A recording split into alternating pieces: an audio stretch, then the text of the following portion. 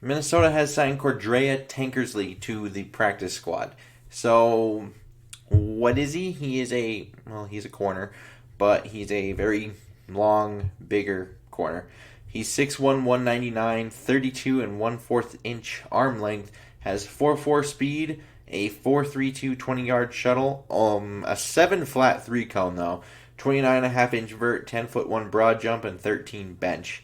Now, statistically, in 2017, he hasn't recorded an interception in his NFL career yet.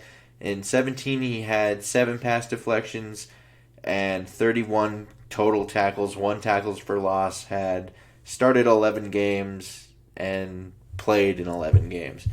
And he had a Pro Football Focus grade of 62.7. Now, 2018 didn't go quite as well. Didn't have a pass deflection, only 7 total tackles, and he played in 6, didn't start any of them, 53.6 Pro Football Focus grade. Now, like I said, you're getting a bigger, longer corner with pretty good 4.4 speed there. And coming out of Clemson, I personally thought him best in more of a scheme that would utilize a lot of man-to-man coverage. So press man coverage specifically, just because he's so big and long, he can kind of reroute guys.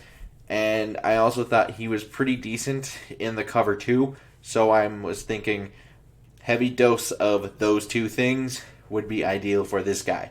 Now, with that 7 flat 3 cone, you're probably looking at an outside exclusive here. Do not anticipate this being any kind of nickel competition for Jeff Gladney. So there's that. And also due to that, you can obviously tell there's some lack of change of direction and just overall quick twitch burst, which means he kind of has that Brandon Browner / Richard Sherman problem where the smaller, quicker guys can kind of get him at times. Now, he was a third-round guy in 2017, 97th overall, and after a fairly promising rookie season, Tankersley did hit that little struggle like we already mentioned, but mid-November in 2018, he tore his ACL. And since then, he just hasn't been able to get back onto the field after showing some promising things on the field as a rookie. So, how he fits into Minnesota? Well, hopefully he's hoping for another chance here at just NFL opportunity. And in terms of just how the Vikings have been doing lately, it's been a lot of soft cover too, mainly to protect a lot of those backup corners.